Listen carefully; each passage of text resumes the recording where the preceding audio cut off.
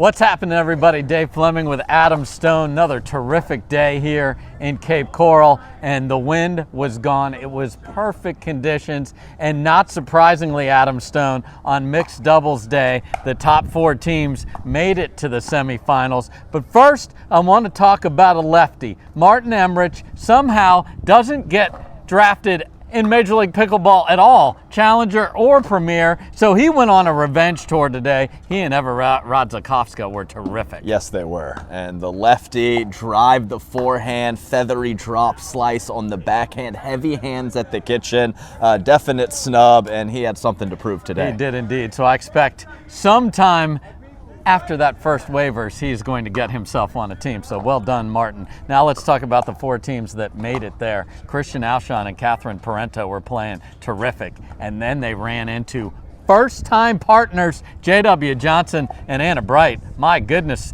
for a new team, they look fantastic. Fire and ice. That's exactly what it was. I actually think J.W. Johnson brought down some of the intensity of Anna Bright, but not in a bad way somehow. In a good way, I agree. So he was taking court, he was flicking the backhand at Catherine, had her all pretzeled up, and he was finishing in the forehand in the middle more than I've ever seen out of him.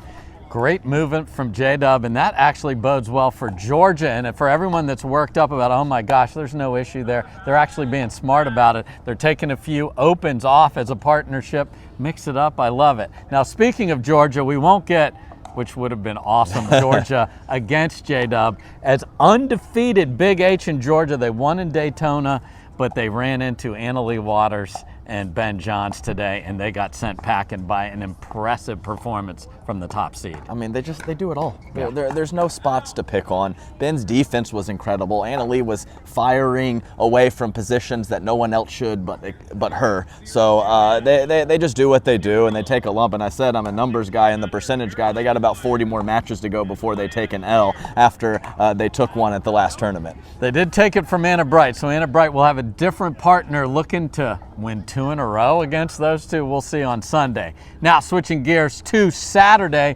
men's and women's doubles. We'll start on the men's side. There's 3 partnerships I want to talk about. Let's start at the top, the one everyone's talking about. Ben Johns is going to play with Andre Diescu. Yeah, that's the partnership. Yeah, and it's a good one. With those skill sets, I understand it's 2 left side guys. I get it. They play most of their ball over there, if not all. But I think that we might see Ben on the right occasionally with Andre over on the right most of the time. He's got a great skill set. He's got the length to reach in and create chaos with the forehand, and he has great setup play with the soft stuff to extend the points and let Ben do what he does on the left. I'm going to agree with you. I think you're going to see the most Ben you've ever seen on the right side when they're receiving on an odd. We'll see how that all plays out. So that's one team. Then we got the Shock, the youngsters playing together. They haven't played a lot together on the Carvana PPA Tour. Gabe Tardio, Big H, that just sounds like a problem for the field. I just love those 2 guys. They're young, they got the shots, they can roll it, they can flick it, they can do what they do, and they're comfortable with each other. You said small sample size on the PPA Tour, but a lot of Major League Pickleball experience that will carry over to tomorrow, and they are going to be a tough out.